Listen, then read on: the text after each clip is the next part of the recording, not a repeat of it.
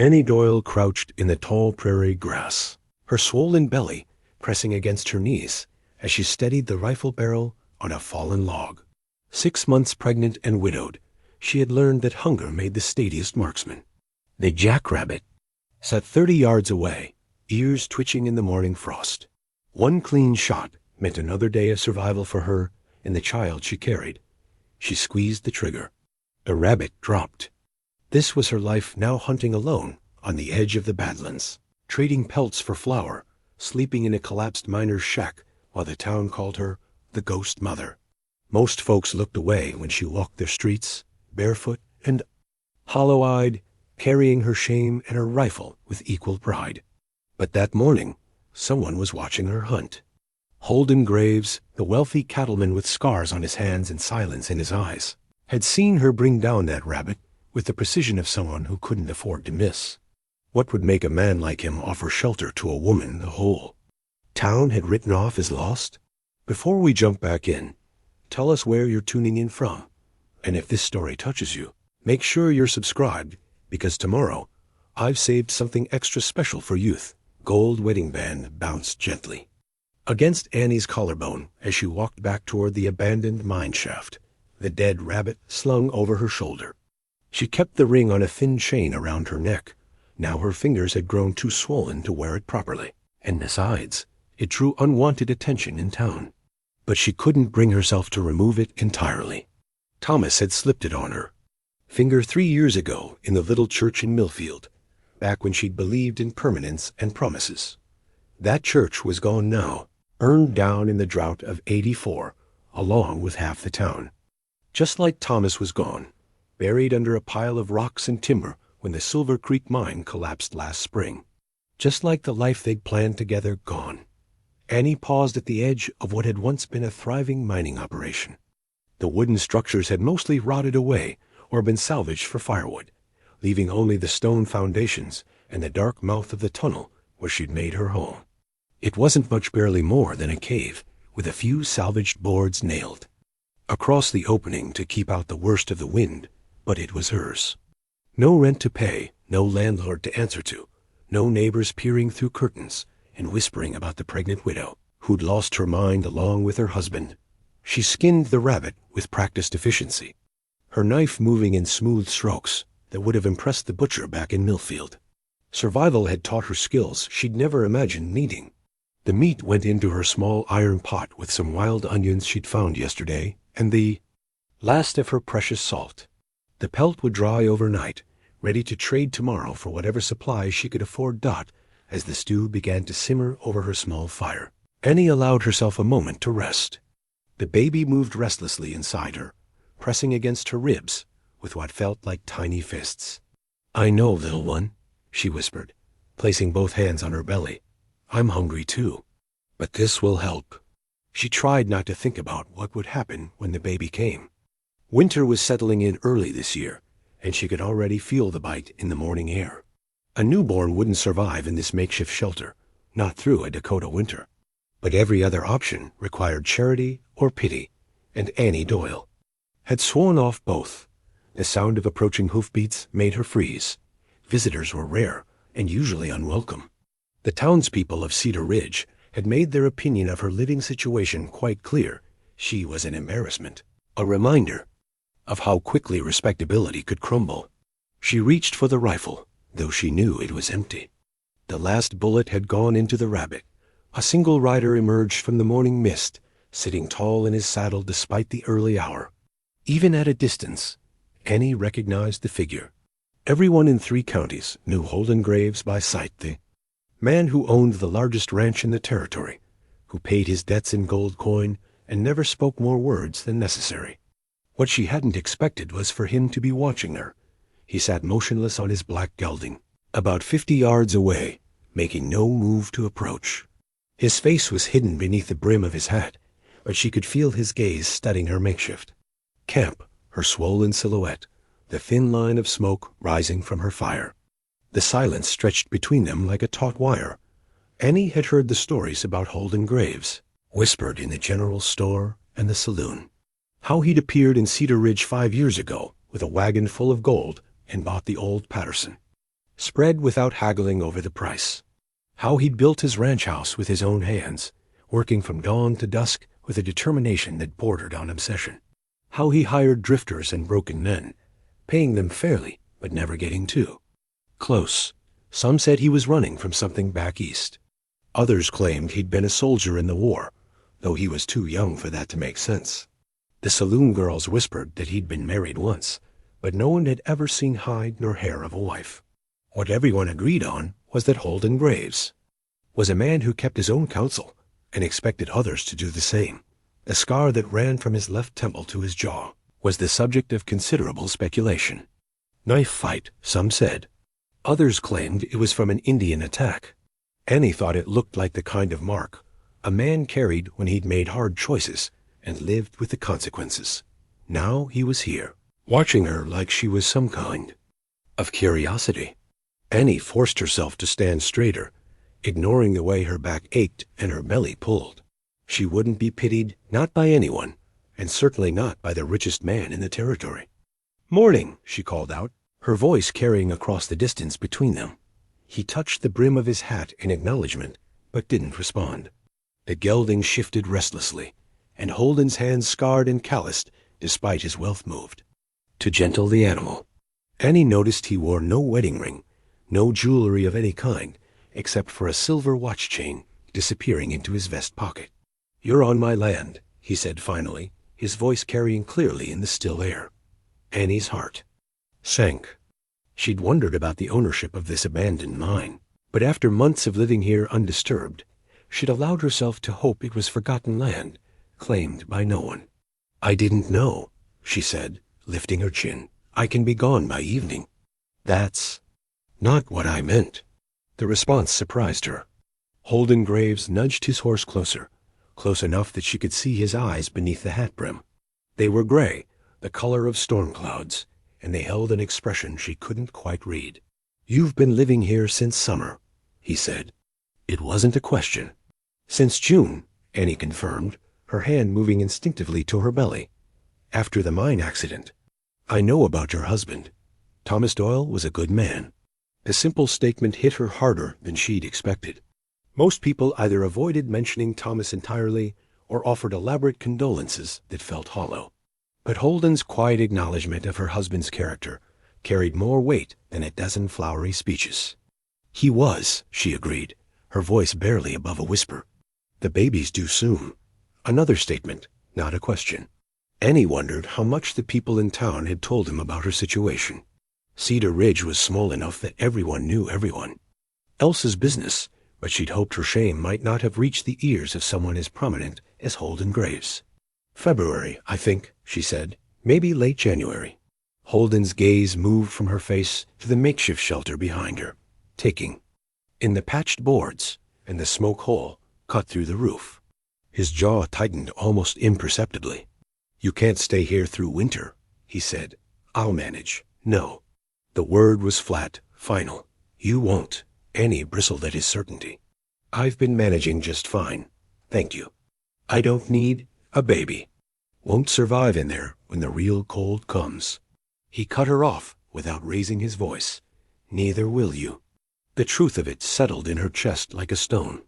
She knew he was right, had known it for weeks now as the temperatures dropped and the wind found every gap in her shelter.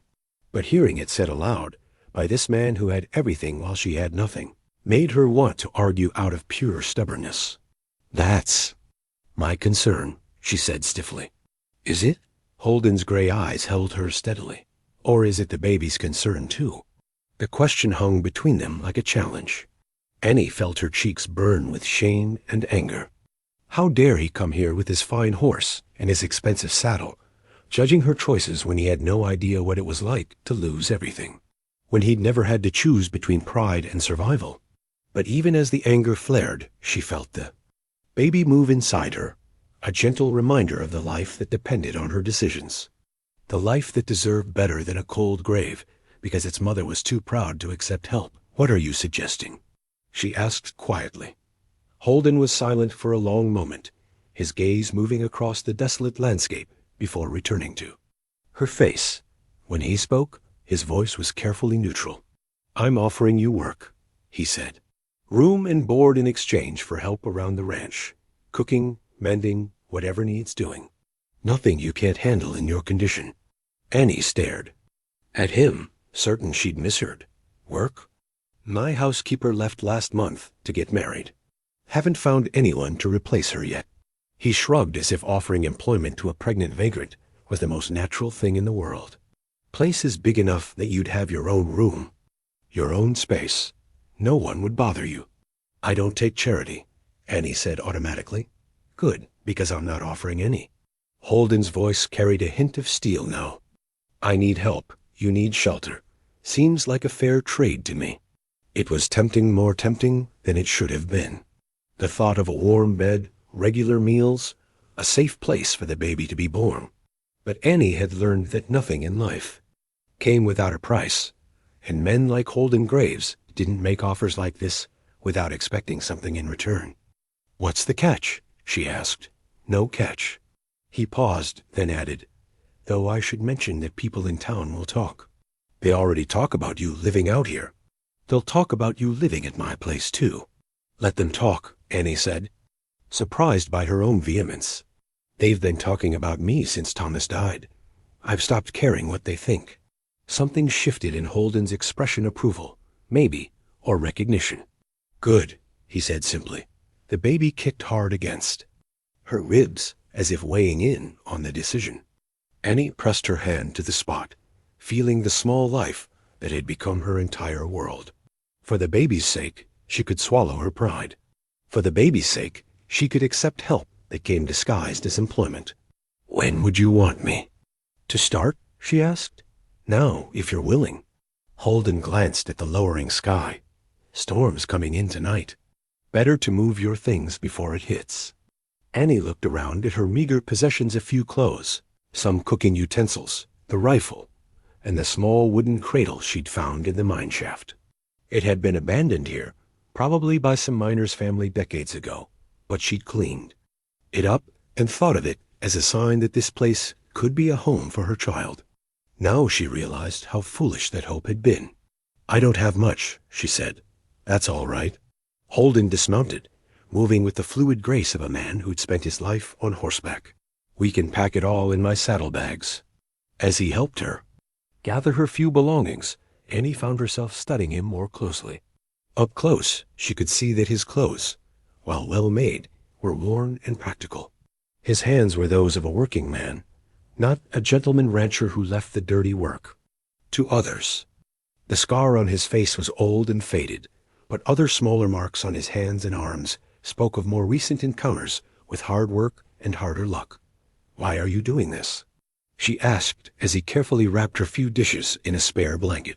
Holden paused in his packing, his hand stilling on the bundle.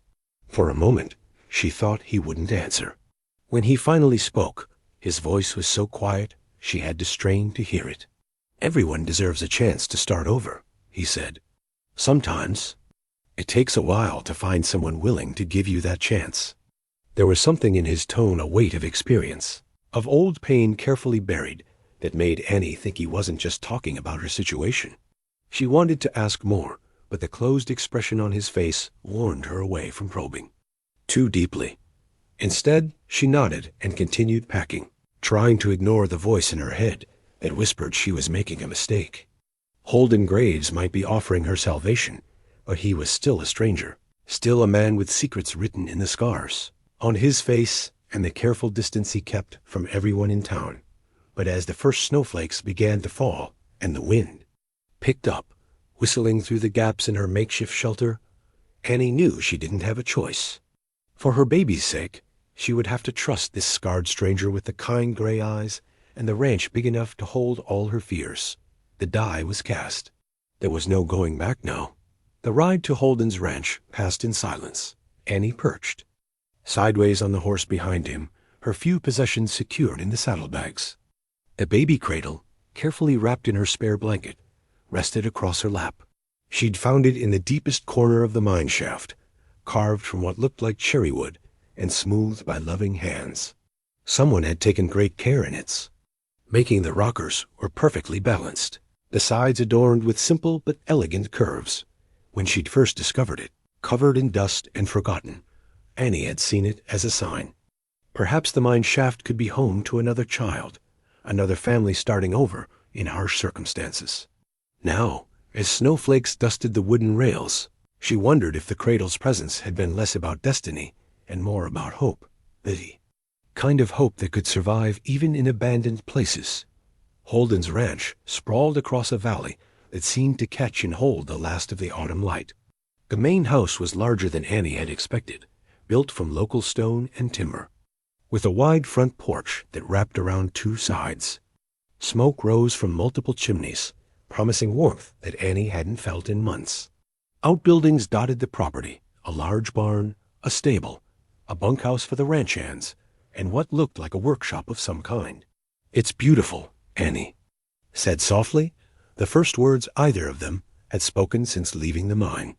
"It serves its purpose," Holden replied, but there was something in his voice that suggested the place meant more to him than mere function.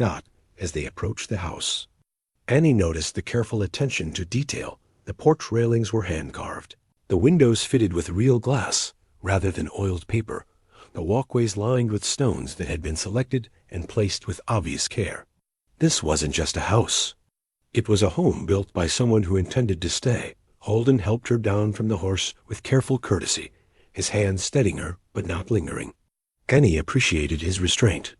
Too many men saw a pregnant woman as either an object of pity or an invitation to unwanted familiarity. Holden treated her like a person who happened to be carrying a child, nothing more, nothing less. "The spare room is upstairs," he said, shouldering her meager belongings. "It's got its own fireplace and a good view of the valley. You'll have privacy." Annie followed him up the front steps, noting how solid they felt beneath her feet. No creaking, boards or sagging supports here. The front door opened into a large main room with a stone fireplace that could have warmed a small barn. Comfortable furniture, well made, but not fancy, was arranged to take advantage of both the fire and a view through the large windows. "This is your home," Annie said, pausing in the doorway. "I should know the rules." Holden set down her belongings and turned to face her. "No drinking in the house. No bringing strangers around without asking first. Clean up after yourself." He paused, seeming to consider. "And if you ever feel unsafe or unwelcome, you tell me immediately." "That's not a rule, that's a promise." The sincerity in his voice caught Annie off guard. She'd expected the usual warnings about propriety and behavior, the kind of lecture she might get from a church deacon or a town busybody. Instead, Holden was offering protection. "Why?" she asked. "You don't know anything about me, except that I'm desperate enough to live in an abandoned mine."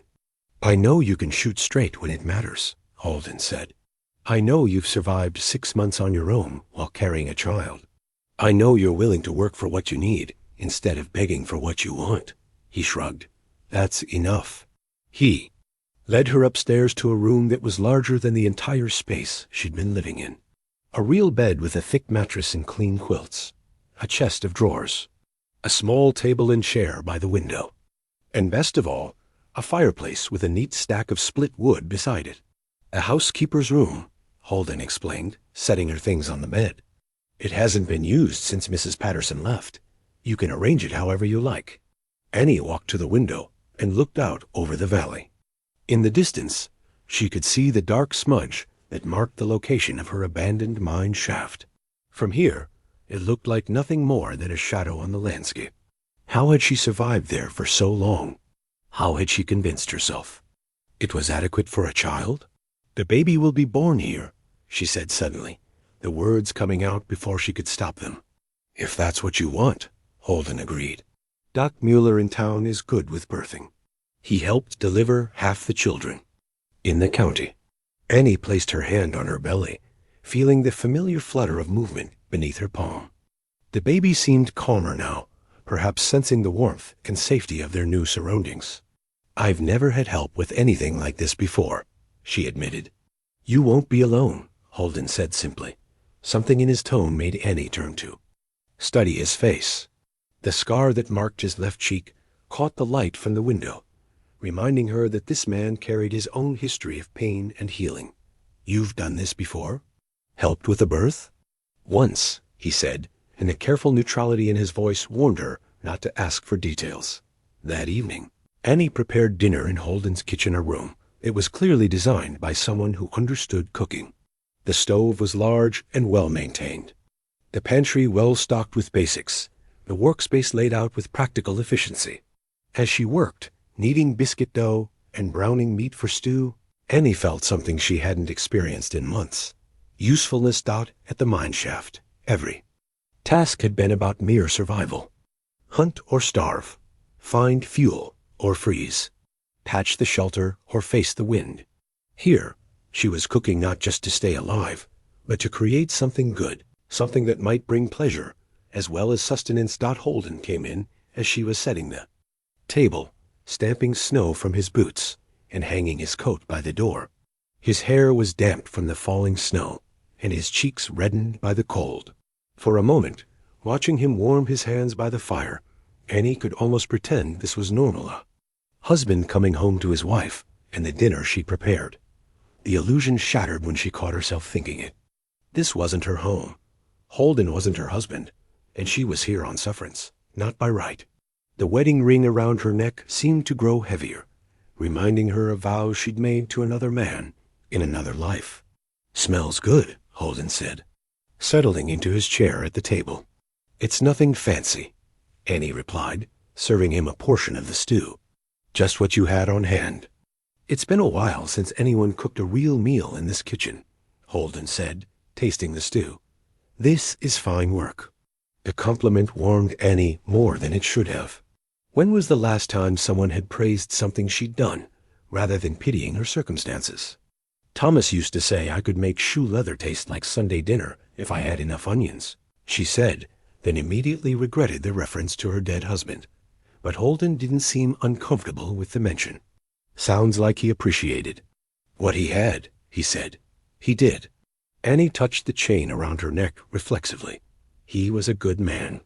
Simple, maybe, but good. "Simple's not a fault," Holden observed. "World could use more simple, good men." They ate in comfortable silence for a while, the only sounds the crackling of the fire and the soft percussion of snow against the windows. Annie found herself stealing glances at her host, trying to understand what kind of man offered shelter to a desperate stranger with no apparent expectation of return. "Can I ask you something?" she said finally. Holden nodded, continuing to eat. "Why didn't you ever marry? A man with property like this means like you have. Most women would consider you quite a catch." For a moment, she thought he wouldn't answer.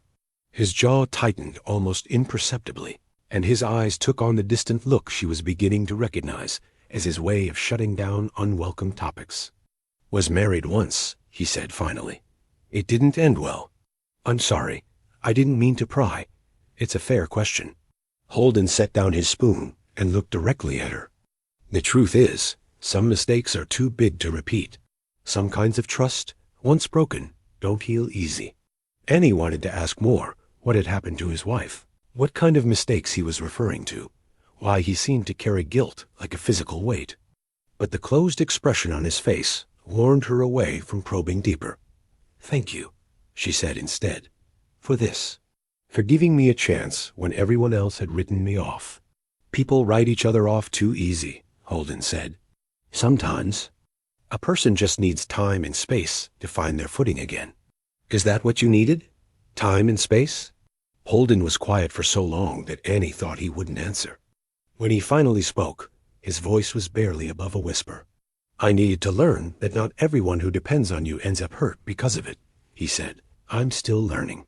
The words hung in the air between them, heavy with implication. Annie sensed she was being given a glimpse into something private and painful, something that explained the careful distance Holden kept from everyone in town, the way he seemed to expect rejection, even as he offered kindness. "Well," she said, softly, placing her hand on her belly, "maybe we can both learn together. This little one's going to need a safe place to grow up, and I'm going to need to learn how to be a mother without a husband to help. Maybe we can figure it out as we go."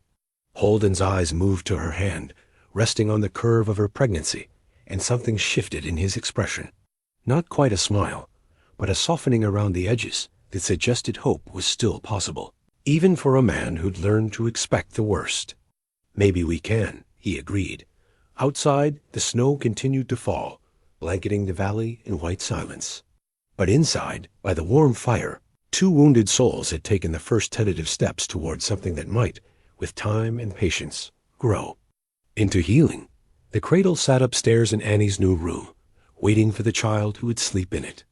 Like its mother, it had found a place to belong at last. Annie woke to sunlight streaming through clean glass windows and the distant sound of cattle lowing in the valley below.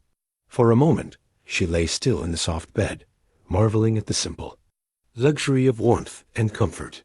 The fire in her room had burned low but not out, and someone, Holden, she realized, had quietly added wood to it. Sometime during the night, on the small table by the window, sat the leather-bound recipe book she'd noticed the evening before. Its pages were yellowed with age and use, the binding worn smooth by countless hands. Curious, Annie wrapped herself in the quilt and padded over to examine it more closely. The inscription on the first page was written in a careful feminine hand. "For my son Holden, so that he might always have a taste of home, no matter how far he travels. With all my love, Mother." The date was 15 years old, and many of the recipes bore notes in the margins. Holden's favorite, next to a recipe for apple brown Betty, good for winter mornings, beside instructions for cornmeal Johnny cakes. Annie touched the page gently, imagining the woman who had written these notes, who had hoped her son would remember her through the foods she'd taught him to love. Had she known he would one day live alone in this beautiful, isolated place? Had she worried about him finding someone to care for him in return? The sound of movement downstairs reminded Annie that she had work to do. She'd agreed to earn her place here, and that meant more than cooking one good meal. She dressed quickly in her simplest dress, patched but clean, and made her way to the kitchen. Holden was already up, standing by the window with a cup of coffee in his hands. He turned when she entered, and Annie noticed he looked as though he hadn't slept well. Dark circles shadowed his eyes, and there was a tension in his shoulders that spoke of old dreams or older worries. "Morning," he said quietly. "I didn't want to wake you, but there's coffee if you want some." "Thank you." Annie accepted the cup he poured for her, savoring the warmth and the rich smell. Real coffee was a luxury she hadn't enjoyed in months. "I saw your mother's recipe book," she said carefully. "She must have been a wonderful cook." Something flickered across Holden's face pain.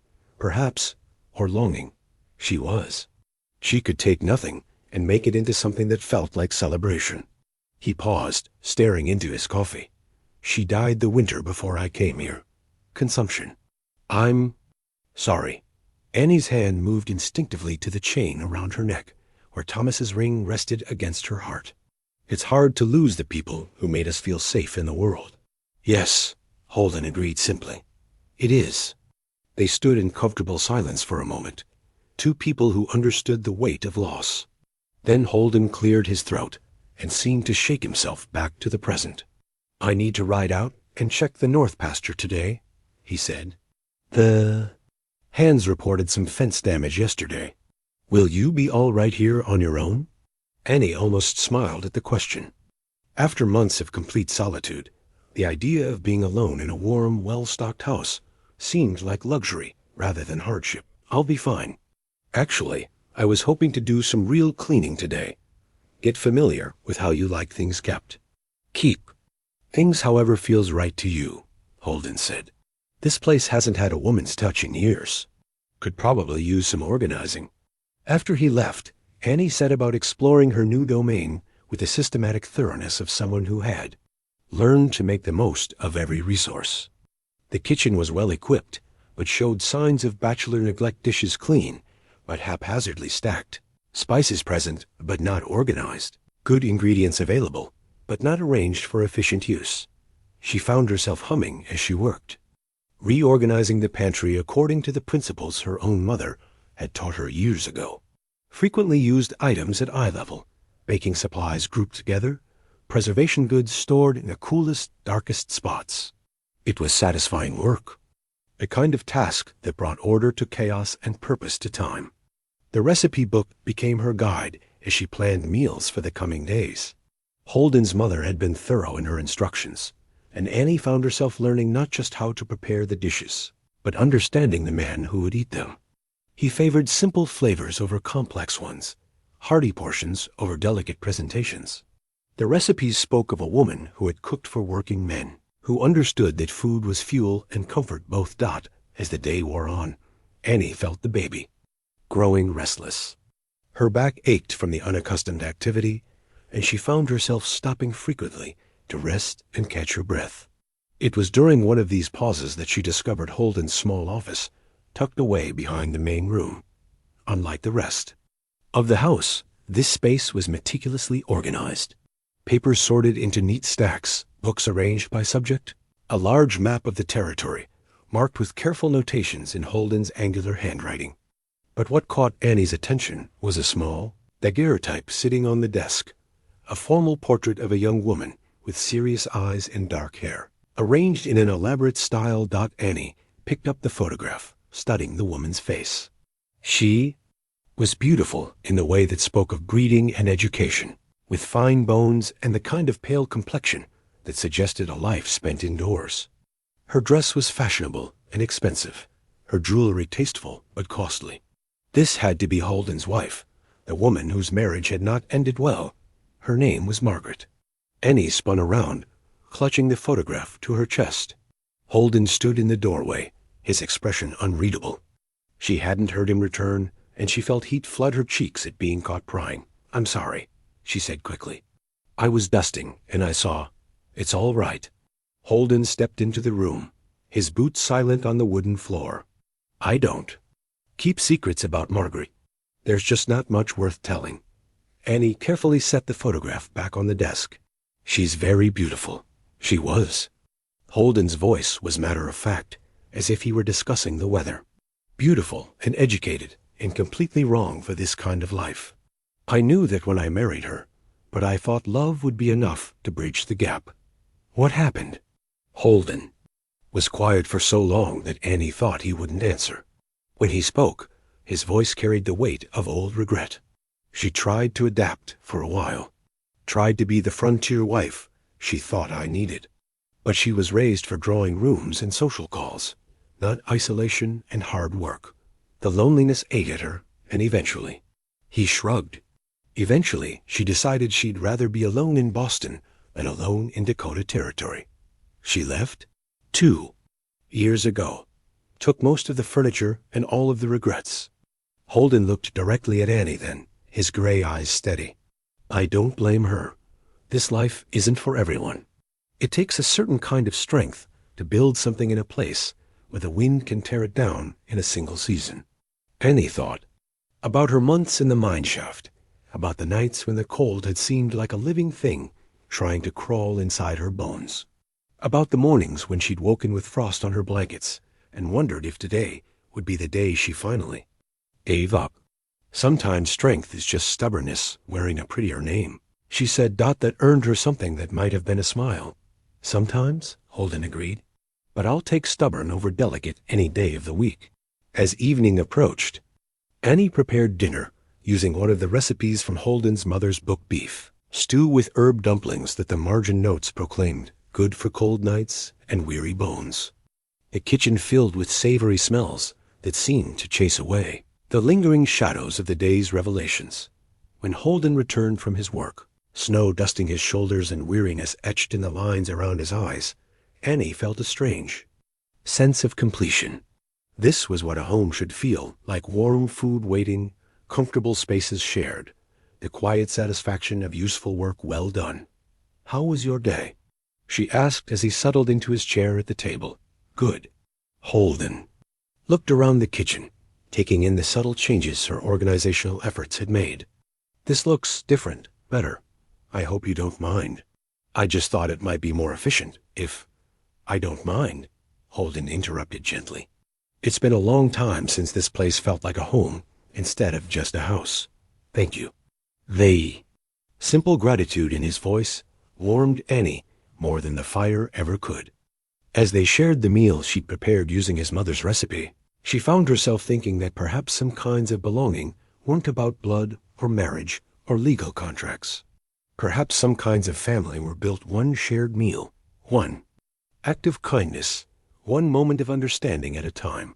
The baby moved beneath her ribs, and Annie placed her hand over the spot. Imagining the child who would grow up in this house, surrounded by the love that was slowly, carefully beginning to bloom between two wounded souls who had learned that healing was possible, given time and patience, and the right kind of stubborn. Hope. The silver pocket watch lay open on Holden's knitstand, its hands frozen at 11:47. Annie discovered it 3 days later while bringing him fresh linens, the afternoon sun slanting through his bedroom window and catching the tarnished metal. The watch chain she'd noticed him wearing led to nothing, the timepiece itself abandoned. To this bedside table like a relic of some other life. She picked it up carefully, noting the inscription on the inside of the case, "To my son Holden, may your time be well spent. H.G. Sr. 1868. The delicate mechanism inside was clearly broken, the gears visible through the crystal face but motionless as death. It stopped. Working the day Margaret left. Annie turned to find Holden standing in the doorway, his arms full of firewood for her room upstairs. She hadn't heard him come in, and she felt the familiar flush of embarrassment at being caught examining his personal belongings. "I'm sorry," she said, setting the watch down gently. "I was just changing your linens and saw. No need to apologize." Holden set down the wood and moved to the knitstand, picking up the watch with careful hands. "My father gave this to me when I turned 18. Kept perfect time for 15 years, then just stopped. Doc in town says it's not worth fixing. Something about the mainspring being worn beyond repair." Annie studied his face as he spoke. There was something in his expression, a careful neutrality that she was beginning to recognize as his way of protecting himself from old pain. "Maybe it's not about the cost of repair," she said quietly. "Maybe some things are meant to stay broken until the right time comes to heal them." Holden looked at her then, really looked at her, and she saw something flicker in his gray eyes. Surprise, perhaps, that she understood the metaphor he hadn't quite spoken aloud. "Maybe," he agreed, closing the watch with a soft click. "No, I'm not sure I believe in right times anymore. Sometimes I think things just break and stay broken, and we tell ourselves stories about healing to make the break-in easier to bear." The words hung heavy in the air between them. Annie wanted to argue, to tell him that she'd seen too much healing in her own life to believe in permanent brokenness. But then she thought about the ring around her neck, about the way she still set out 2 cups each morning before remembering she was alone, about the nights when she woke reaching for Thomas's warmth and found only empty space. "Maybe you're right," she said instead. "Maybe some things do stay broken, but maybe that's not always a tragedy. Maybe sometimes the broken places are where the light gets in." That evening, as they shared dinner by the fire, Annie noticed Holden watching her with a new kind of attention. Not the careful courtesy he'd shown before, but something deeper, as if he was seeing her clearly for the first time and trying to understand what he was looking at. "Tell me about Thomas," he said suddenly, setting down his fork. "What was he like?" The question caught Annie off guard. Most people avoided mentioning her dead husband, as if speaking his name might remind her of her loss. As if she could ever forget. He was. Annie paused, searching for words that would capture the essence of the man she'd married. He was steady, reliable, the kind of man who kept his promises and expected others to do the same. He worked hard, saved his money, planned for the future. She smiled, remembering. He used to say that life was like building a house. You had to lay a strong foundation before you could worry about the fancy details. Sounds like a good man. He was. Simple, maybe, but good in all the ways that matter. Annie touched the chain around her neck reflexively. He would have loved this baby, would have been so excited to teach it to ride and hunt and work with its hands. You still love him. It wasn't a question, and Annie appreciated that Holden didn't make it one. "I do. I probably always will. But love doesn't die just because the person does. It just changes shape, becomes something you carry instead of something you share." Holden nodded slowly, and Annie realized he understood this concept better than most. Margaret used to say, "That love should make you feel larger than yourself," he said. "That if it didn't expand your world, it wasn't really love at all." What do you think? I think love is like everything else worth having. It's complicated and messy, and rarely what you expect it to be. Holden stared into the fire, his expression distant. Margaret's kind of love needed constant feeding. Attention and novelty and excitement. When I couldn't give her those things, when life became routine and predictable, she starved.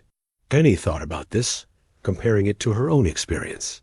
Thomas's love was like bread, she said finally. Daily and dependable and nourishing. Maybe not exciting, but it kept me alive. And now? The question was quietly asked, but Annie sensed it carried more weight than its simple words suggested. She looked across the table at this man who had given her shelter when no one else would, who asked for nothing more than honest work in return, who treated her with a respect she'd almost forgotten she deserved. Now I'm learning that there might be different kinds of love for different seasons of life, she said carefully. That maybe the heart is bigger and more adaptable than we give it credit for. Something shifted in Holden's expression, a softening around the edges that made him look younger and more hopeful than she'd yet seen him. But before either of them could explore the moment further, the baby chose that instant to deliver a particularly vigorous kick to Annie's ribs. She gasped and pressed her hand to the spot, and immediately Holden was on his feet, concern written across his face. "Are you all right? Should I send for the doctor?" No, I'm fine." Annie laughed, though the kick had been strong enough to take her breath away. "The baby's just making its presence known. It's been particularly active today." "May I?" Holden hesitated, his hand half raised toward her belly before stopping himself. "I'm sorry. That was presumptuous." "It's all right," Annie said, surprising herself with how much she meant it. "Here." She took his hand and placed it on the curve of her belly, where the baby was still moving restlessly. Holden's palm was warm and calloused against the fabric of her dress, and Annie felt the baby respond to the new presence with another firm kick. She watched Holden's face transform with wonder as he felt the life moving beneath his hand. "That's remarkable," he said softly. "So strong already." "Thomas used to say it was going to be a fighter," Annie said, then realized the easy way she'd included her husband in the moment. But instead of creating awkwardness, the mention seemed to add weight to the experience, as if Thomas's love for the child was somehow present in the room with them. Holden kept his hand in place for several more minutes, feeling the baby's movements, with an expression of such gentle concentration that Annie found herself memorizing his face in the firelight. This man who had been abandoned by his wife, who carried his broken watch like a talisman of disappointment, was looking at her unborn child with the wonder of someone who still believed in new beginnings. When the baby finally settled into stillness, Holden reluctantly removed his hand, but he didn't move away immediately. For a moment, they sat close enough that Annie could see the gold flecks in his gray eyes, could smell the scent of leather and wood smoke that seemed to cling to his clothes. "Thank you," he said quietly, "for sharing that." "Thank you for wanting to share it," Annie replied. Later that night, as Annie lay in her warm bed listening to the wind whistle around the eaves of the house, she thought about broken watches and different kinds of love, and the way some people could make you feel safe just by being willing to witness your joy.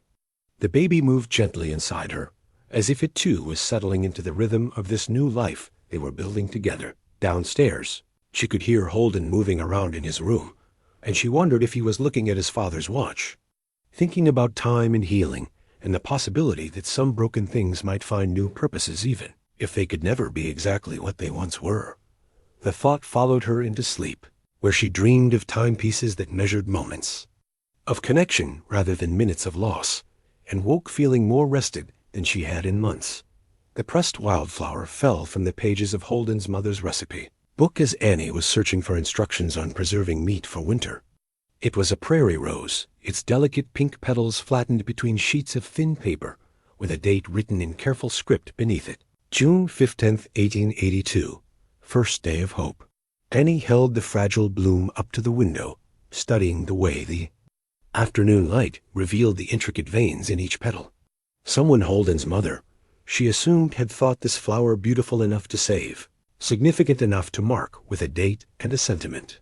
The idea that someone had once looked at this harsh landscape and seen beauty worth preserving touched something deep in Annie's chest. It had been 2 weeks since she'd arrived at the ranch, and winter was settling over the valley like a heavy quilt. The morning frosts lasted longer each day, and ice formed at the edges of the water troughs.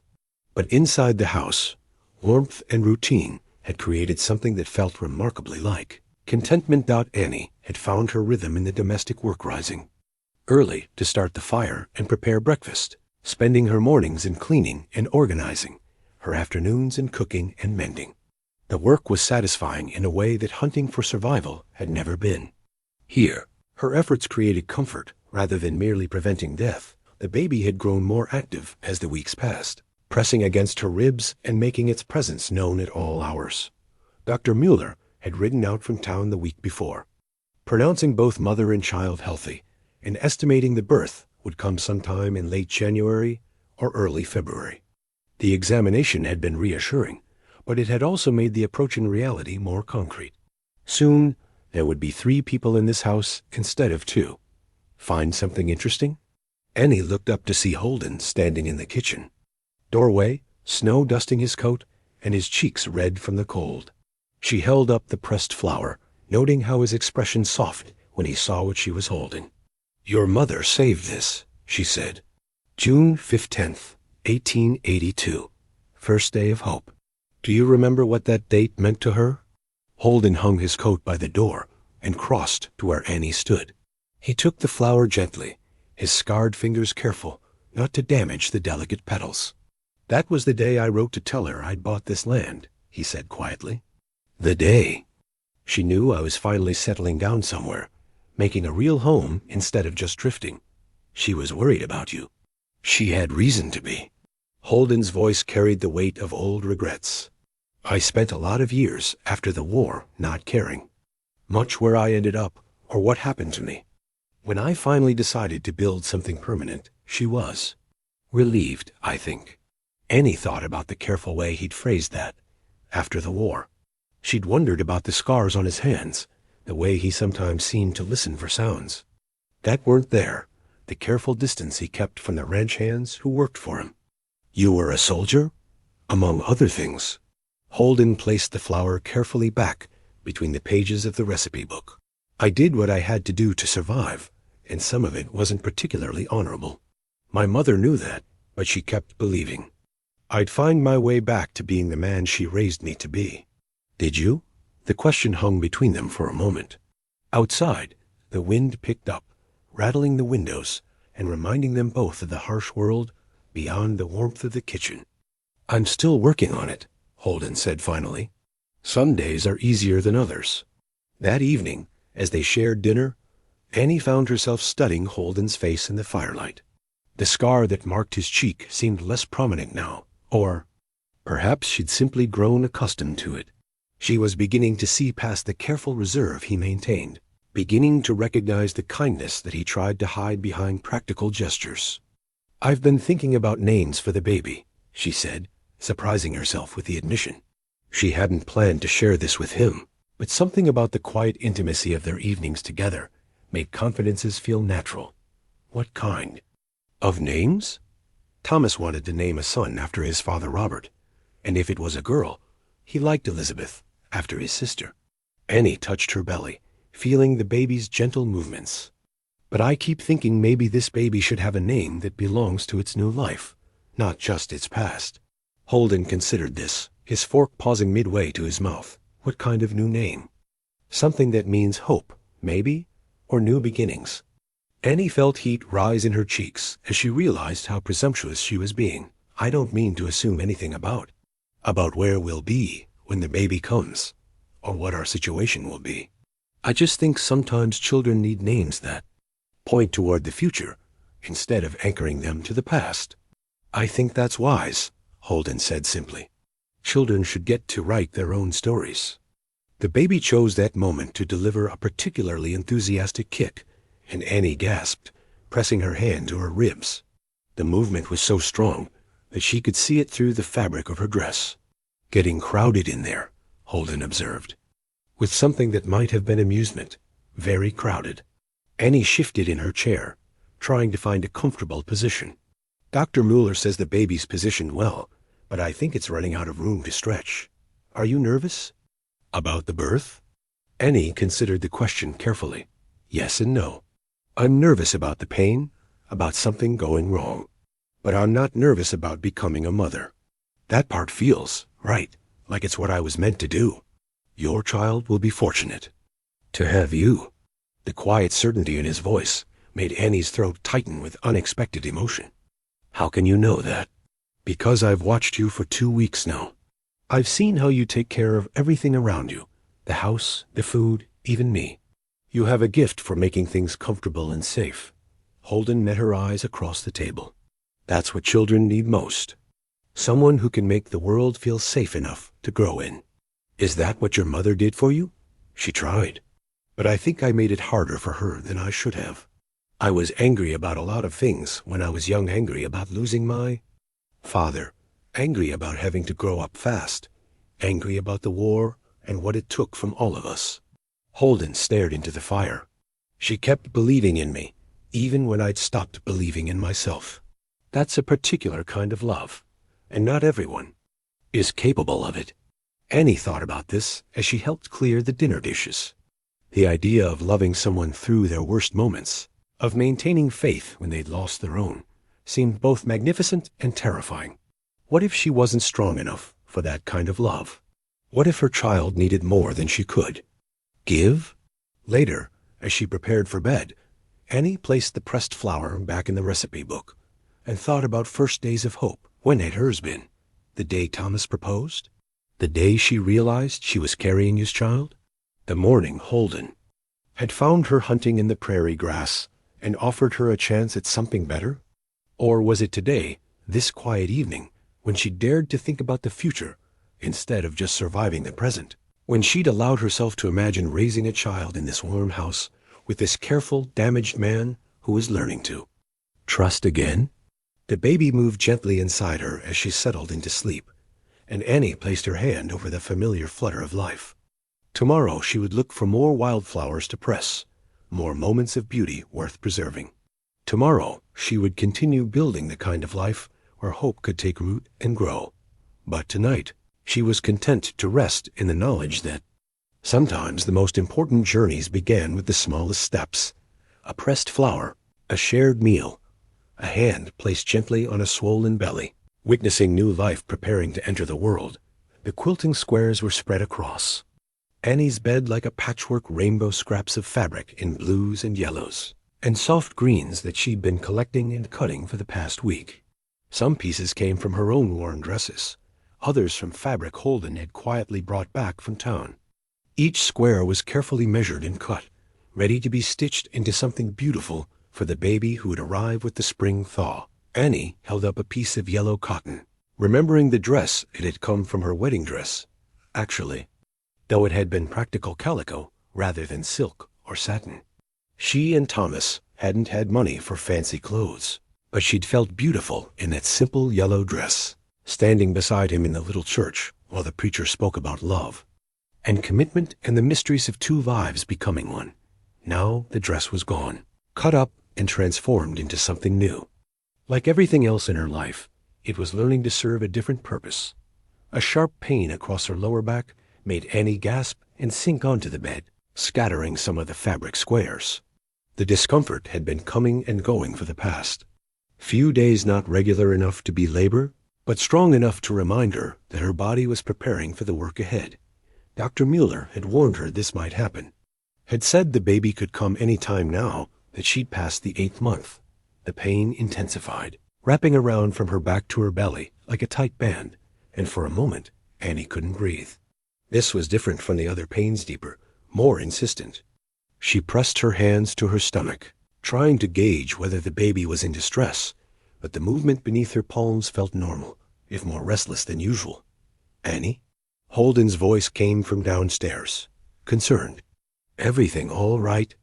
Up there? She wanted to call back that she was fine, but another wave of pain stole her voice.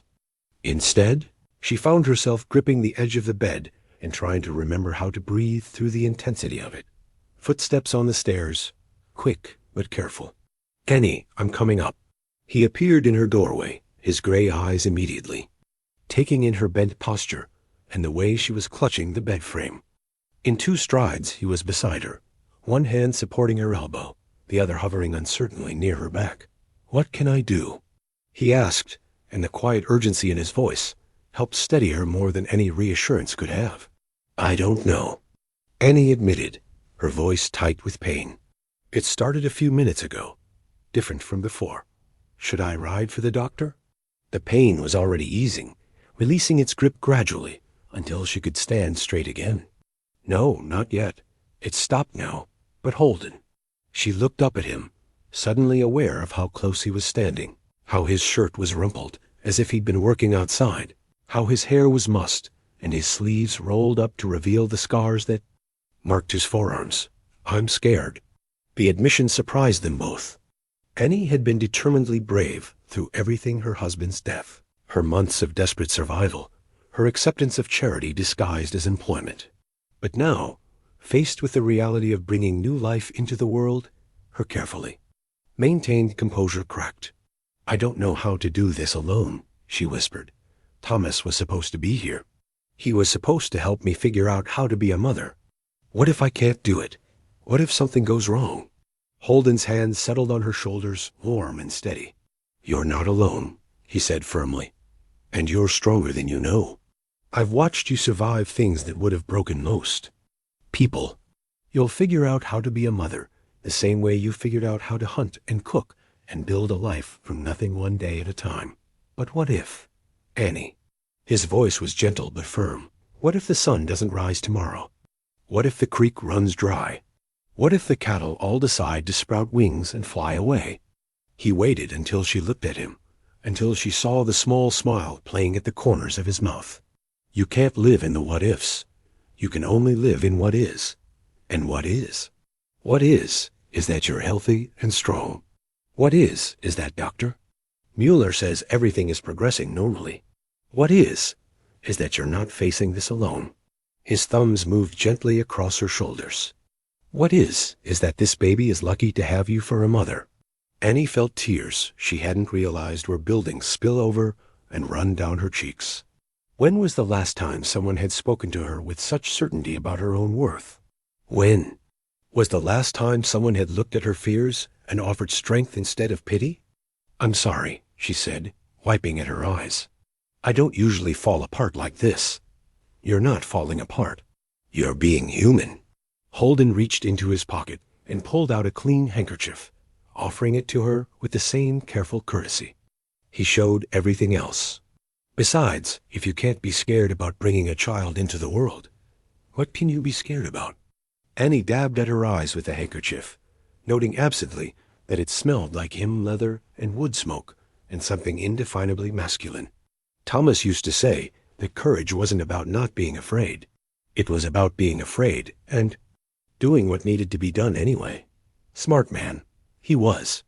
Annie looked down at the quilting squares scattered across the bed, each piece representing something from her past being transformed into something for her future. "I keep thinking he should be here for this, that I'm somehow betraying his memory by building a new life without him." Holden was quiet for a moment, his hands still resting on her shoulders. When he spoke, his voice was thoughtful. "I don't think loving someone means stopping your life when they're gone. I think it means living well enough to honor what they gave you. Is that what you're doing with Margaret?" The question slipped out before Annie could stop it, and she saw something flicker across Holden's face: pain, maybe, or surprise at her directness. "Margaret's not dead," he said carefully. "She's living her own life in Boston, probably happier than she ever was here. But—" he paused, seeming to choose his words carefully. "I spent 2 years after she left thinking that her leaving meant I was fundamentally unlovable, that if I couldn't make it work with her, I couldn't make it work with anyone. And now I think maybe some people just aren't meant to fit together, no matter how much they want to. Maybe the failure wasn't in either of us individually, but in trying to force something that was never going to work. His eyes met hers, steady and honest. Maybe some kinds of love are about timing as much as feeling. Annie thought about this, as another, milder pain wrapped around her middle. This time she breathed through it more easily, accepting it as part of the process rather than fighting against it. "Do you think?" she began, then stopped, uncertain how to ask what she really wanted to know. "What? Do you think it's possible to love more than one person in a lifetime? Not at the same time, but sequentially? To have your heart big enough for different kinds of love at different times?" Holden's hands tightened slightly on her shoulders, and she saw something shift in his expression. Hope, perhaps carefully contained, but unmistakably present. "I think," he said slowly, "that the heart is probably more resilient than we give it credit for. I think it can learn to love again, even after it's been broken. Maybe especially after it's been broken." They stood close together in the lamplight, surrounded by the fabric squares that would become a quilt for the baby, and Annie felt something settle into place inside her chest. Not love, exactly not yet, but the possibility of love. The recognition that healing was not just possible, but already happening, one careful conversation at a time. "Will you help me?" she asked quietly. "When the baby comes." "I know it's not. I know we haven't talked about what happens after, but yes," Holden said without hesitation. "Whatever you need, however long you need it. Even if the town talks, let them talk." His voice carried a hint of steel now. "Let them say whatever they want. This is our life, our choice. Their opinions don't get a vote." Annie smiled through her tears, feeling lighter than she had in months. "Our life," she repeated, testing the words. They felt foreign on her tongue, but not unwelcome. I liked the sound of that. As the evening settled around them and the quilting squares waited patiently to be transformed into something beautiful, Annie allowed herself to believe that perhaps the most important things in life couldn't be planned or controlled. Perhaps they simply had to be lived, one brave moment at a time. The wanted poster was yellowed with age and water-stained around the edges, but the face staring back from the crude drawing was unmistakably Holden's younger, harder, with the same gray eyes, but without the scar that now marked his cheek. Bold letters across the top proclaimed, "Wanted dead or alive, Holden Graves, $500 reward robbery, murder, cattle rustling." Annie stared at the paper in her hands, her mind struggling to reconcile the man who had gently felt her baby move, who read his mother's recipes like scripture, who treated her with such careful respect, with the criminal described in stark black ink. The poster was dated 1879, 6 years ago, before he'd come to Cedar Ridge, before he'd built his ranch and tried to become respectable. She'd found it tucked deep in the back of his desk drawer while looking for writing paper to make a list for Dr. Mueller. The drawer had stuck, and when she'd finally worked it free, the wanted poster had fluttered out along with several other papers, a deed to the ranch, some bank documents, and what looked like letters from a lawyer in Denver. $500, she whispered to herself, reading the reward amount again. That was more money than most men saw in 2 years. What kind of crimes earned that large a bounty? The sound of boots on the front porch made Annie's heart race. She quickly shuffled the poster back among the other papers, but her hands were shaking so badly that she dropped several documents. As she scrambled to gather them, one of the lawyer's letters caught her eye. Statute of limitations has not yet expired on the charges in Colorado territory. Strongly advise maintaining current identity and location. The front door opened just as Annie managed to get everything back into the drawer, though not in the same order. She stood quickly, smoothing her skirts and trying to compose her expression. But her pulse was hammering so loudly, she was certain Holden would hear it. "Annie?" His voice called from the main room, carrying the easy warmth she'd grown accustomed to over the past weeks. "I picked up some things in town. That fabric you wanted for the baby's clothes." She emerged from the office on unsteady legs, hoping her face didn't betray the turmoil in her chest. Holden stood by the kitchen table, unwrapping packages with a careful attention he gave everything. He looked up when she entered, and his smile faltered when he saw her expression. "What's wrong? You look like you've seen a ghost." The irony of his words made Annie's throat tighten. In a way, she had seen the ghost of the man he'd been before Cedar Ridge, before respectability, before he'd saved a pregnant widow from freezing to death in an abandoned mine. "I was looking for writing paper," she said carefully. "In your desk. I hope you don't mind." Something shifted in Holden's face, a wariness that hadn't been there moments before. "Find what you needed?" "I found more than I was looking for."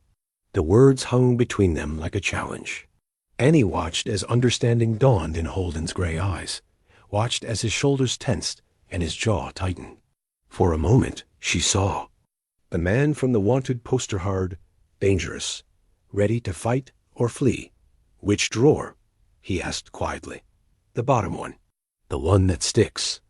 Holden nodded slowly, as if he'd been expecting this day for years. "What did you see?" "Enough." Annie sank into a chair, her legs suddenly too weak to support her. "Holden Graves, wanted for robbery and murder. $500 reward."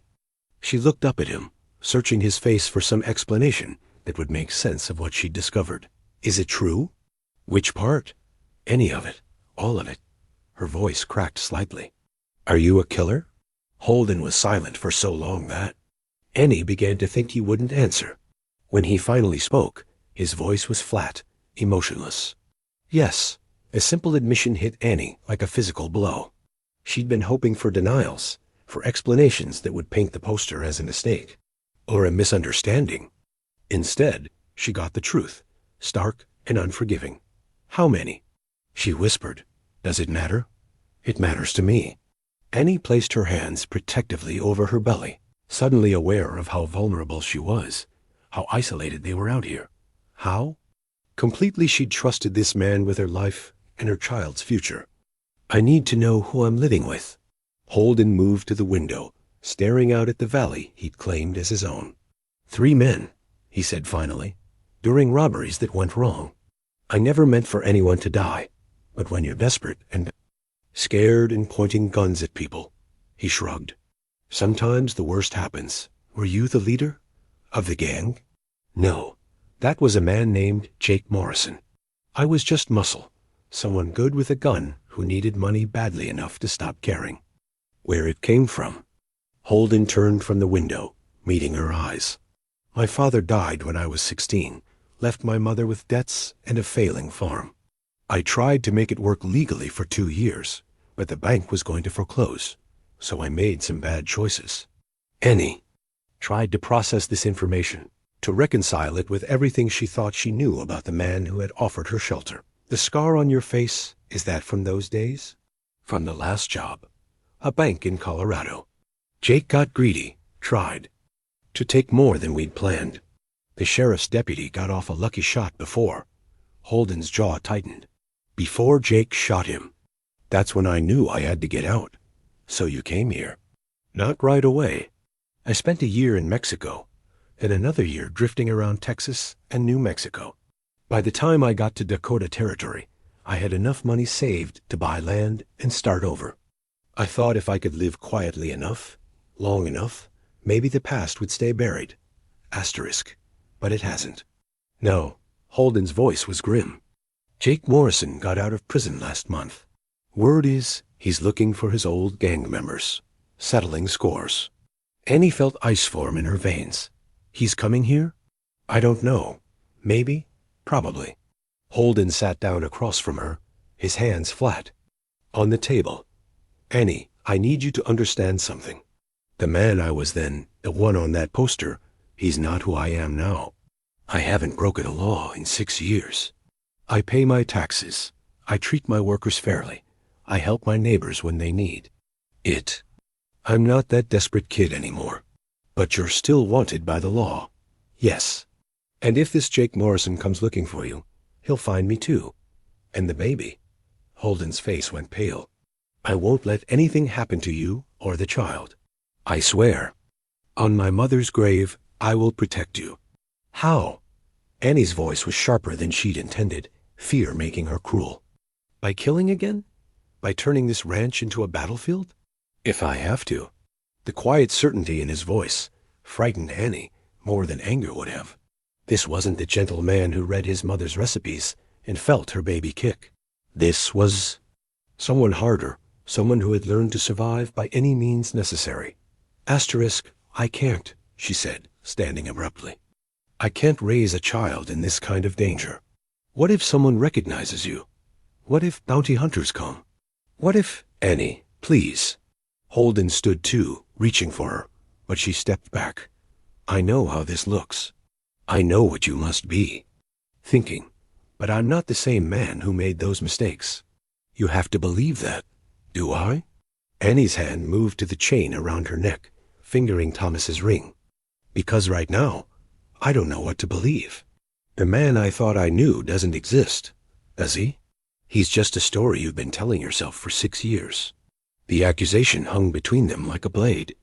Annie saw it land, saw the way Holden flinched as if she'd struck him. But she was too frightened, too betrayed, to take the words back. You're right, Holden said quietly. The man you thought you knew doesn't exist, but neither does the man on that poster. The truth is somewhere in between someone who did terrible things for what seemed like good reasons, who spent 6 years trying to become worthy of a second chance. And you think I should just forget what I learned today? Pretend you're not a wanted man? Risk my child's life on your promises of protection? I think, Holden said carefully, that you should. Make whatever decision lets you sleep at night. If that means leaving, I'll give you money and help you get wherever you want to go. If it means staying, I'll do everything in my power to keep you safe. Annie stared at him, this man who contained such contradictions, killer and protector, criminal and savior, the source of both her salvation and her terror. The baby moved restlessly inside her, as if sensing her distress, and she realized that whatever decision she made would affect not just her own fate, but the fate of the innocent. Life she carried. I need time to think, she said finally. How much time? I don't know. Annie moved toward the stairs, then paused. Holden? That night you found me hunting. Did you know who I was? Did you plan any of this? No. His answer was immediate, certain. I saw a woman who needed help, and I offered it. Everything else just happened. Annie nodded and climbed the stairs to her room, leaving Holden standing alone in the kitchen, surrounded by the packages he'd brought from town. Fabric for baby clothes that might never be sewn. Supplies for a life that might never be lived. As she sat on her bed, surrounded by the quilting squares she'd been cutting with such hope just that morning, Annie realized that some kinds of safety were illusions, and some kinds of love came with prices too high to pay. The question now was whether the man who had saved her life was worth risking everything she had left to save. Outside, storm clouds gathered on the horizon, and Annie couldn't tell if they promised snow or something darker. The loaded shotgun lay across Annie's lap as she sat in the rocking chair by her bedroom window, its weight both comforting and terrifying. 3 days had passed since she discovered Holden's wanted poster. 3 days of careful conversations and watchful silences. 3 days of making a decision that would determine not just her future, but her child's. She'd chosen to stay, because she'd forgotten what Holden had done, but because she'd finally understood what he was trying to become. The man who brought her wildflowers from the meadow each morning, who read to her from his mother's letters in the evening, who had spent the last 72 hours teaching her to load and fire the shotgun with patient, methodical care. This man was worth fighting for. Remember, Holden's voice came from behind her, steady and instructional. Don't hesitate if you see anyone you don't recognize. Fire first. Ask questions later. A pregnant woman alone has every right to defend herself. Annie nodded, checking the shotgun's load for the 3rd time in an hour. The baby had been restless all day, pressing against her ribs and making her back ache with its constant movement. Dr. Mueller had warned her that stress could bring on early labor, but there was no avoiding stress now. Jake Morrison and 2 other men had been spotted in Cedar Ridge that morning, asking questions about Holden Graves. The confrontation was coming. Today, tomorrow, soon. They all felt it in the air, like the pressure before a thunderstorm. What if I can't do it? Annie asked quietly, voicing the fear that had been eating at her since Holden first placed the weapon in her hands. What if? When the moment comes, I freeze? Holden moved to stand beside her chair, his hand coming to rest gently on her shoulder. You won't freeze. You've got the heart of a fighter, Annie Doyle. I've seen it. How can you be so certain? Because you survived 6 months alone in an abandoned mine while carrying a child. Because you chose to stay here even after learning what I used to be. Because you're sitting here with a shotgun in your lap, ready to defend a life that isn't even born yet. His fingers squeezed her shoulder gently. That's not the behavior of someone who freezes when things get dangerous. Outside, the afternoon sun cast long shadows across the valley, and Annie could see Holden's ranch hands going about their evening chores. He'd told them about the threat, not all of it, but enough that they knew to be alert for strangers. Tom Bradley, the foreman, had offered to stay in the house with them, but Holden had refused. This was his fight, his reckoning with the past. He wouldn't put innocent men at risk for his mistakes. Tell me about the plan again, Annie said, needing the reassurance of structure, of preparation. If they come during the day, you go upstairs and lock yourself in your room. Don't come out until I call for you, and only if you're certain it's my voice. Holden's tone was matter-of-fact, as if he were discussing the weather. If they come at night, you wake me if you can, but if there's no time, you defend yourself. And don't worry about anything else. And if something happens to you? The question hung between them, heavy with implications neither wanted to face directly. Holden was quiet for a moment, and when he spoke, his voice was carefully controlled. Tom Bradley knows to send for the doctor if he hears gunshots. He also knows to get you to town if... He paused, then continued more firmly. If I can't protect you anymore, he'll make sure you and the baby are safe. Annie turned in the chair to look at him, studying the face that had become so familiar over the past weeks. The scar seemed more prominent in the afternoon light, a reminder of the violence that had marked his past and might yet mark his future. I don't want you to die for me, Holden. I'm not planning to die for anyone. His smile was grim but determined. I'm planning to live.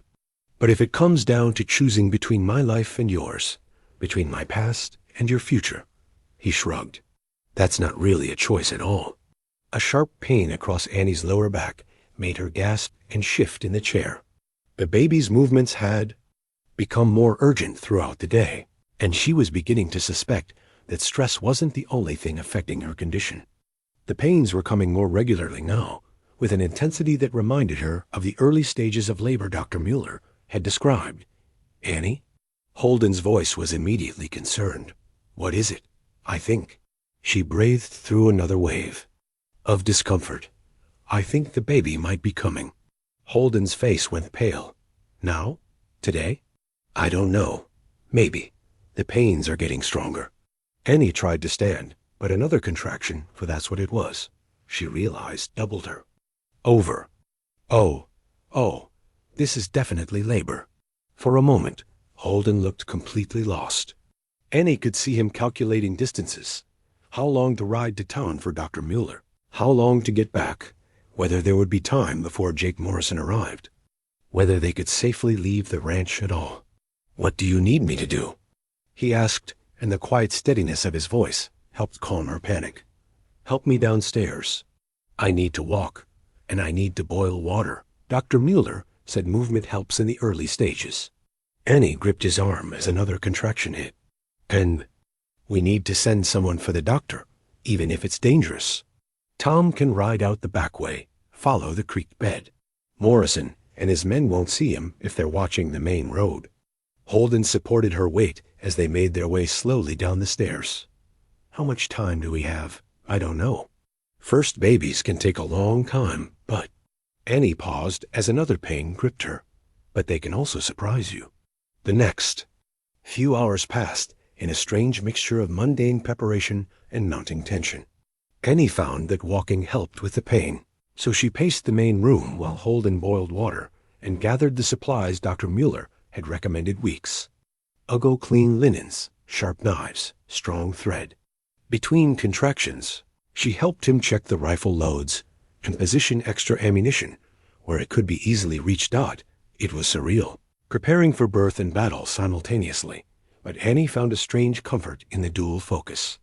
Her body was doing what it was meant to do, following rhythms older than civilization, while her mind stayed sharp and alert for the danger that might come at any moment. I keep thinking about names, she said during a brief respite between contractions, leaning against the mantelpiece and watching Holden clean his rifle for the third time. If it's a boy, I want to call him Hope. That sounds strange for a boy's name, but I keep thinking about your mother's pressed flower. First day of Hope. Hope's a good name, Holden agreed, not looking up from his work. Strong name. What about if it's a girl? Grace, for all the second chances we've been given.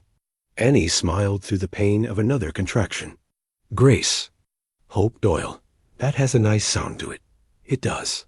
Holden finally met her eyes. Those are names for a child who's wanted, who's loved. This baby will be both. Annie's voice was firm despite the discomfort. Whatever happens today, whatever we have to face, this child will be wanted and loved. As the sun began to set, painting the valley in shades of gold and crimson, Tom Bradley returned with grim news. Dr. Mueller was delivering twins on the other side of the county and couldn't come until morning at the earliest. They were on there. Owen, how are you feeling? Holden asked, helping Annie settle into the rocking chair. They'd moved close to the fire. Like I'm being split in half every few minutes, Annie said honestly. But also ready, strong. Like my body knows what to do even if my mind is terrified. Your body does know. Women have been doing this since the beginning of time, without doctors or hospitals or any of the things we think we need. Holden knelt beside her chair, taking her hand in his. You can do this, Annie. You're stronger than you know. Another contraction hit, longer and more intense than the previous ones, and Annie gripped Holden's hand hard enough to leave marks.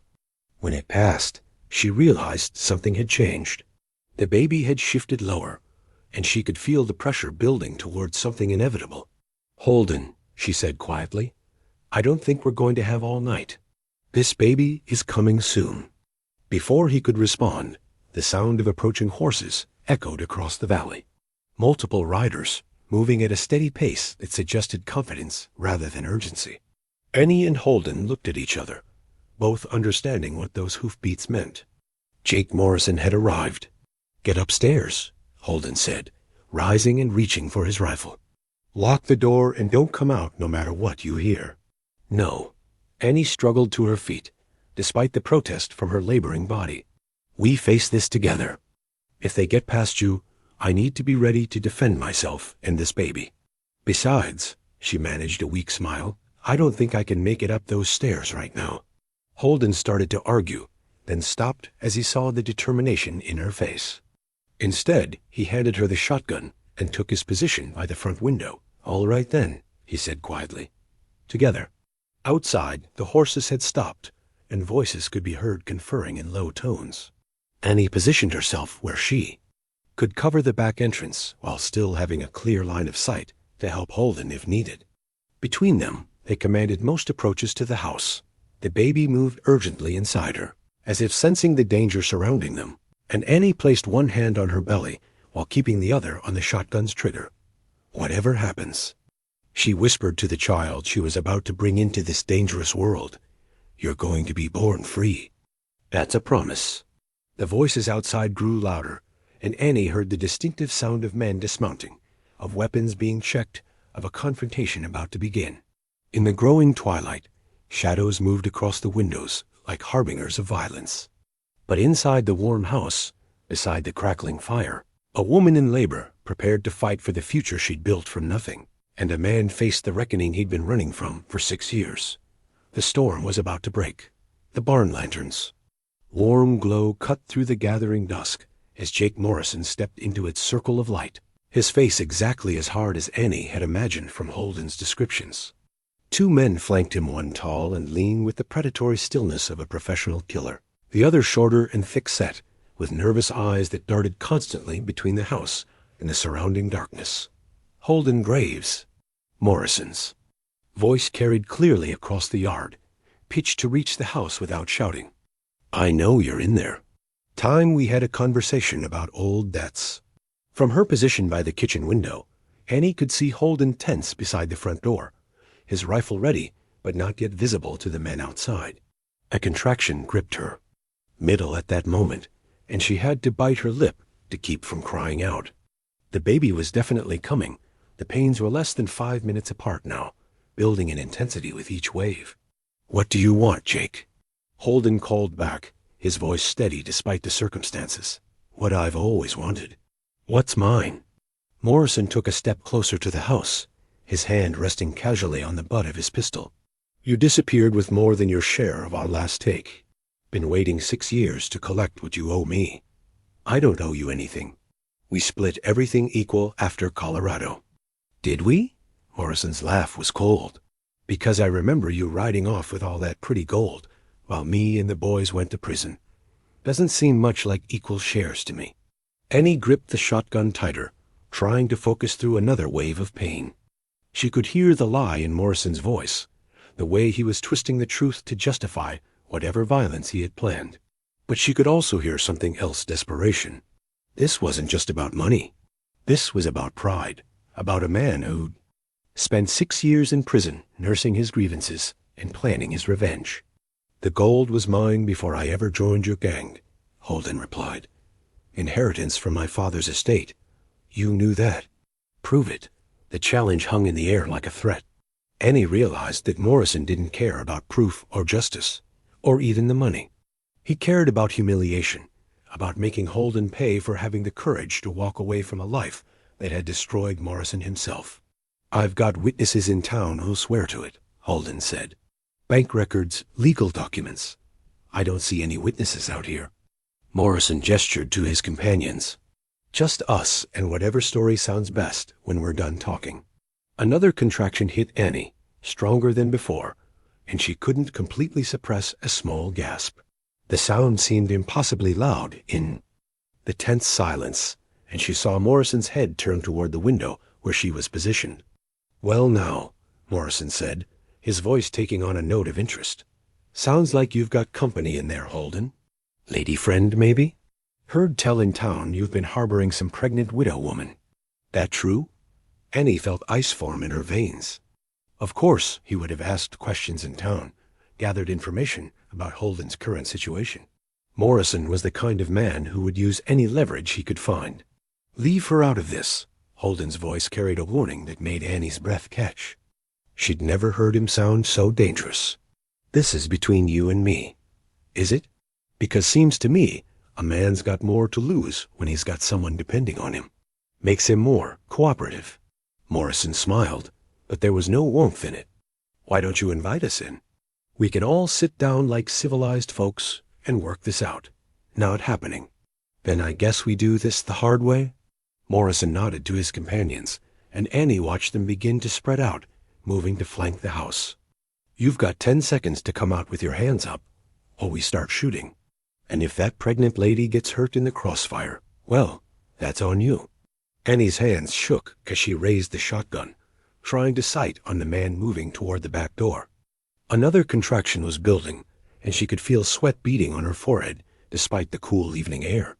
The baby was coming, whether she was ready or not, whether the danger had passed or not. 5 seconds, Morrison called out. The front window. Annie could see Holden take aim at Morrison, his rifle steady despite the impossible situation. 3 against 2, with one of the two being a woman in active labor. The odds were not in their favor. Time's up.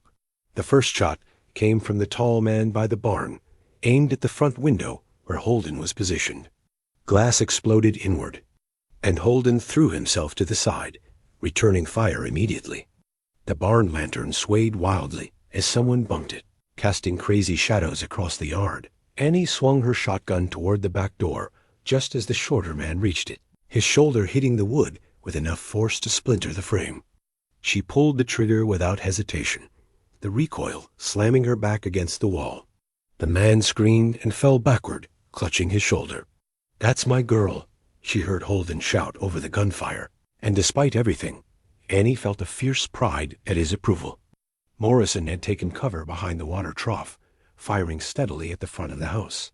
Holden was pinned down, unable to get a clear shot without exposing himself to return fire. The tall man was working his way around the side of the house, looking for another angle of attack. Asterisk another contraction hit Annie just as she was trying to reload the shotgun, and this time she couldn't hold back a cry of pain. The baby was pressing down hard now, demanding to be born regardless of the bullets flying outside. Annie. Holden's voice was tight with concern. How are you holding up? Baby's coming, she called back, trying to keep her voice steady. Can't wait much longer. The irony wasn't lost on her. She was about to bring new life into the world, while fighting to keep death from taking the life she'd already built. But perhaps that was fitting. Perhaps this was exactly how hope entered the world, fighting, struggling, refusing to be denied despite the darkness that surrounded it. The shotgun clicked as she finished reloading, and Annie took her position by the back door again. The man she'd shot was still moaning in the yard, but he was no longer a threat. Two left to deal with, and then maybe, if they were very lucky, she could focus on the more immediate task of delivering her child. Outside, Morrison's voice rose. Above the gunfire, this can end any time you want, Holden. Just come out and face what's coming. But Annie knew, as surely as she knew her baby was about to be born, that Jake Morrison had no intention of letting any of them survive this night. This wasn't about justice or money or even revenge. This was about a broken man trying to break everyone else to match his own damage. The lantern swung again, casting long shadows across the yard, and Annie prepared to defend the life she'd fought so hard to build. The newborn's first cry pierced the night air like a battle horn, cutting through the gunfire and announcing that hope had arrived at the worst possible moment. Annie gasped, looking down at the tiny, perfect child she'd just delivered on the kitchen floor, its face red with indignation at being born into a world full of violence and chaos. It's a girl, she whispered, tears streaming down her face as she held her daughter for the first time. Grace Hope Doyle had entered the world just as another bullet shattered the kitchen window above them, showering them both with glass. Annie. Holden's voice was desperate from the front room. We're alive, Annie called back, her voice strong despite everything. The baby's here. She heard Holden's intake of breath, the pause in his firing that spoke of wonder and terror combined. A child had been born in the middle of a gunfight, a perfect innocent life surrounded by death and danger. The baby's cries seemed to galvanize something in the men outside. Morrison's voice rose above the shooting. You hear that, boys? Fresh motivation for our friend Holden. Bet he's real eager to negotiate now. Annie felt fury rise in her chest, white-hot and purifying. This man, this broken remnant of Holden's past, was threatening her newborn daughter. Her child, who had done nothing wrong, who deserved to live and grow and laugh and love without fear. Working with desperate efficiency, Annie cut the cord with the sharp knife Holden had prepared, cleaned her daughter as best she could with the warm water they boiled, and wrapped her in the softest blanket from the quilting supplies. The baby's cries were already quieting, instinctively seeking the comfort of her mother's warmth. Another contraction gripped Annie. The afterbirth needed to come, but she gritted her teeth and ignored the pain. There would be time for proper recovery later if they survived. Right now, she had to protect this new life she'd brought into the world. The tall gunman appeared at the kitchen window, his rifle aimed directly at Annie and the baby. For a frozen moment, they stared at each other, the killer and the mother, death and life facing each other across a few feet of space. Drop the shotgun, lady, he said quietly. I don't want to hurt the baby, but I will if you don't cooperate. Annie looked down at her daughter, at the small face that looked so much like Thomas's, but with Holden's stubborn chin, and felt something crystallize inside her chest. This child would not grow up afraid. This child would not be raised in the shadow of violence and threat. No, Annie said simply, and pulled the trigger. The shotgun blasted close range, threw the man backward through the window frame. He hit the ground and didn't move again. In the sudden silence that followed, Annie heard the sound of horses approaching at a gallop. Not more enemies. The rhythm was wrong, too organized. And then Tom Bradley's voice was shouting across the yard. Mr. Graves, we heard the shooting. Doc Muller's with us. The cavalry had arrived, brought by the sound of gunfire that had carried across the valley. Annie counted at least 4 riders, maybe more, surrounding Morrison, who was still crouched behind the water trough. "Jake Morrison." That was Sheriff Daniels from town, his voice carrying the authority of law and justice. "You're surrounded. Throw down your weapons." Morrison's answer was a wild shot that went high and wide, the desperate gamble of a man who knew his time had run out. But instead of the return volley Annie expected, she heard Holden's voice, calm and steady. "Jake, it's over. You can't win this, and you know it. Don't make it worse than it has to be." "Worse?" Morrison's laugh was bitter. "6 years in prison. Holden, 6 years of thinking about what I'd do when I got out. You think it can get worse than that?" "Yes," Holden said quietly. "It can, because right now you've got a choice. Surrender and face trial, or die in this yard for nothing. Your choice." Annie held her daughter close, listening to the negotiation, and feeling the baby's heartbeat against her chest, quick and strong and utterly trusting. Grace Hope Doyle had been born into violence, but she would be raised in peace. That was a promise Annie made silently as she listened to her child's soft breathing. The silence stretched for long minutes. Then, slowly, Annie heard the sound of a gun hitting the ground. "All right," Morrison said, his voice hollow with defeat. "All right, smart choice," Sheriff Daniels called out. "Come out with your hands up, slow and easy." As the sounds of Morrison being taken into custody drifted through the broken windows, Annie felt the last contraction that would deliver the afterbirth. She managed it quietly, not wanting to distract from the drama outside, then settled back against the kitchen cabinet with her daughter in her arms.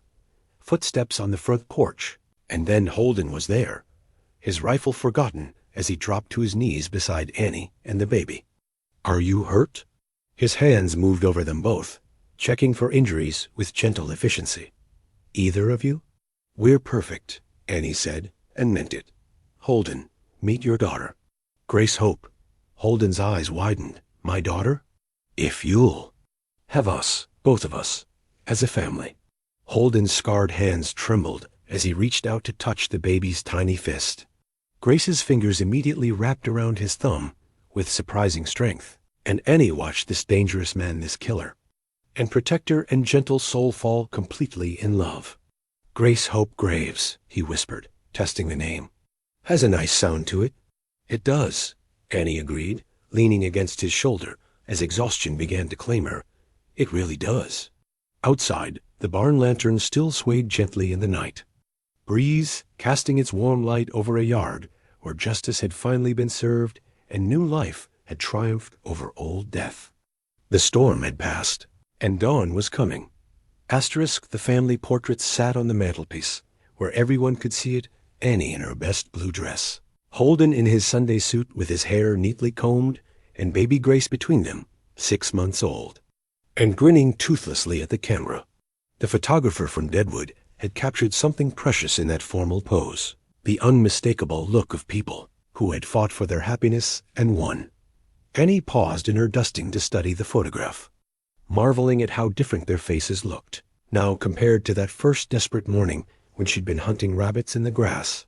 Holden's eyes held peace instead of wariness, and her own reflected the deep contentment of a woman who had found her place in the world. "Admiring our handiwork?" Holden's voice came from the doorway, warm with amusement. He held Grace in his arms, the baby dressed in a little yellow dress made from the quilting squares that had waited so patiently to fulfill their purpose.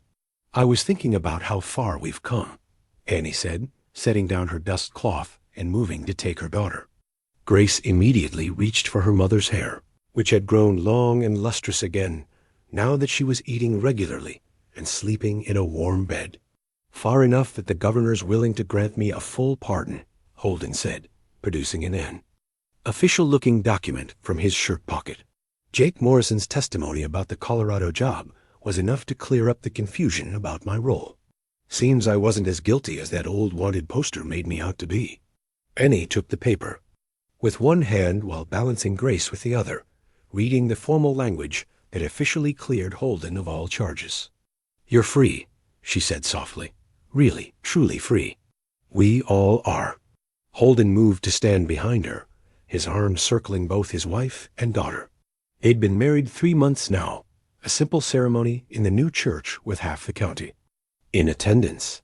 The town that had once whispered about the pregnant widow and the mysterious rancher now spoke of them with the kind of respectful affection reserved for couples who had proven their commitment through trial by fire.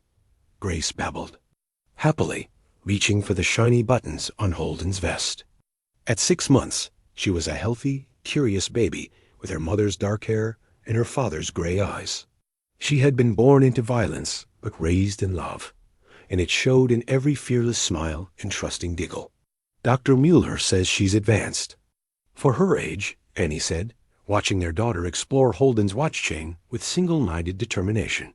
She'd be walking before her first birthday. She gets that from her mother, Holden observed, determined to get where she's going, regardless of obstacles. Annie smiled, remembering the long months when walking had been a struggle, when every step had been measured against survival. Now she walked through her days with purpose and joy, managing a household that had become a true home, raising a daughter who would never know hunger or fear or the desperate loneliness that had once defined Annie's existence. The sound of approaching visitors made them all turn toward the front windows. A familiar wagon was coming up the drive, loaded with lumber and building supplies. Tom Bradley drove the team, and beside him sat Mrs. Patterson, the former housekeeper who had returned to Cedar Ridge with her new husband and a desire to help with the expansion of the house. Right on time, Holden said with satisfaction. The new wing should be finished before winter. Annie nodded, looking around the main room that would soon be joined to additional bedrooms and a larger kitchen.